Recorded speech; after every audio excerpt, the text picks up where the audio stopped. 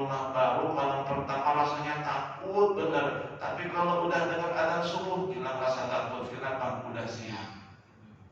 Ada perubahan, sehingga ada kecocokan dan kesesuaian atau munasabah antara waktu subuh dengan hikmah dan tujuan orang yang minta perlindungan kepada Allah Subhanahu wa Ta'ala, yaitu apa? Berubah kondisi dan keadaannya. Makanya banyak ulama yang mentafsirkan subuh dengan falak dengan arti as-subhi atau waktu fajar.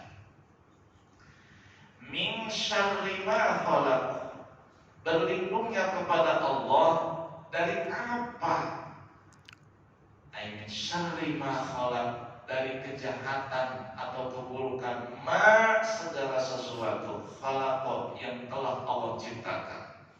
Berlindungnya kepada Allah agar dilindungi oleh Allah dari segala sesuatu yang telah Allah ciptakan keburukannya, dari segala sesuatu keburukan apapun yang telah diwujudkan oleh Allah Azza wa Jalla. Kalau kita bicara sesuatu apapun berarti min hayawanin, termasuk hayawan. Apa itu hayawan? Makhluk yang bernyawa. Termasuk kita manusia adalah hayawan.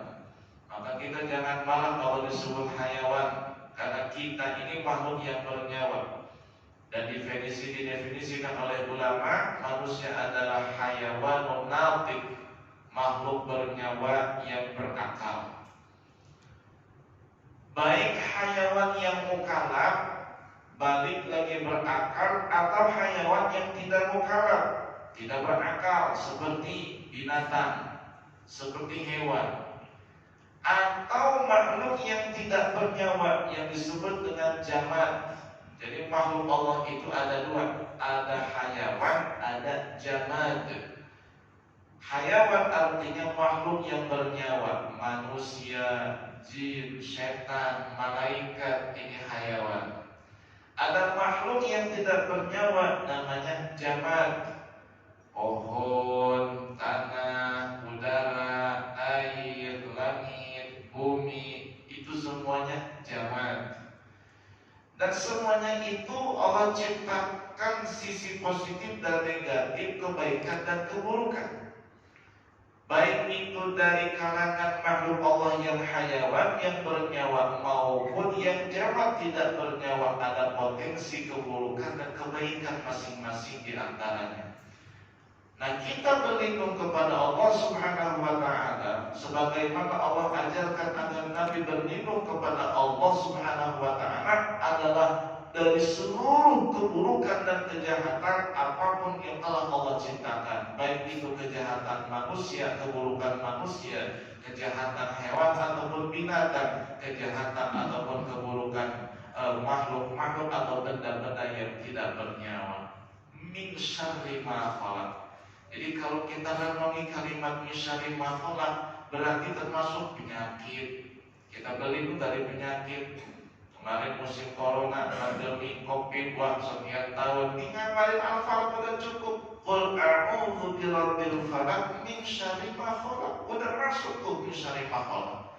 Kecelakaan, musibah, malapetaka, diracun, dijahati, dibunuh, dikhianati, ditipu, min syarri ma khalaq. Qul a'udzu birabbil falaq. Kalau kita membaca sambil merenung maknanya, maka kualitas yang kita baca beda dengan kualitas orang yang membaca tapi tidak paham makna, arti dan tujuannya. Makanya Fatihah itu kan kalimatnya sama, tapi kok dibaca simpulan mujarab, dibaca sama sikit tidak mujarab, ya kan? Tolong bacakan Fatihah buat saya biar sembuh misalnya. Dibacakan Fatihah sama si ini biasa-biasa aja, tapi yang bacain kiai malah sembuh. Kenapa tuh? Fatihahnya sama, ayatnya sama, 7 ayat juga sama, kok bisa berbeda khasiatnya? Karena yang bacanya beda. Yang bacanya beda. Meskipun kalimatnya sama, yang bacanya beda, pengaruhnya pun beda. Gitu. Wa min syarri ghasiqin idza waqaba. Tadi itu sifatnya umum, min syarri ma khalaq.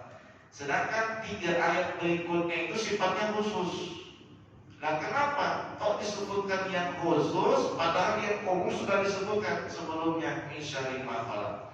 Allah ingin menyampaikan kepada kita bahwa 3 kejahatan, 3 ayat terakhir yang tergabung dalam 3 ayat terakhir surat Al-Falaq itu adalah kejahatan yang sangat dahsyat, yang sangat luar biasa, yang sangat kejam dan berbahaya. Makanya disebutkan secara khusus.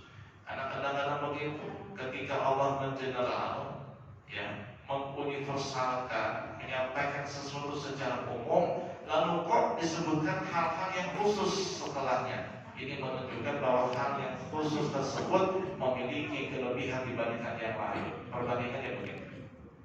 Allah Subhanahu wa taala berfirman, "Hafizu 'alas shalawati was shalatil wusta." Peliharalah sholat yang 5 dan sholat wusta. Pertama Allah beritakan kita agar menjaga, memelihara, menyempurnakan, mendirikan sholat yang 5. Zuhur, asar, maghrib, isya dan subuh. Lalu Allah perintahkan kita untuk menjaga sholat wusta. Sholat wusta itu masuk dalam kategori salah satu dari sholat yang 5. Ada yang bilang sholat wusta adalah sholat asar, ada yang bilang sholat subuh, ada yang bilang sholat isya. Kebanyakan bilang sholat asar. Kan asar sudah masuk dalam kategori sholat yang 5. Kok disebutkan lagi secara khusus? Allah ingin menekankan, menegaskan, menyampaikan kepada kita bahwa sholat asar itu sangat besar fadilahnya, sangat hebat anugerahnya, sangat besar sekali keutamaannya. Makanya kata Nabi, "Man shallal bardaini dakhala jannah." Barang siapa yang melakukan 2 sholat bardain, dia akan masuk surga. Apa itu? Duhur dan asar. Makanya ada orang sholatnya duhur dan asar doang. Isarga subuh dan maghrib enggak. Tudhalul mudil, sesat menyesatkan namanya. Baik, ya begitu cara memahaminya. Baik.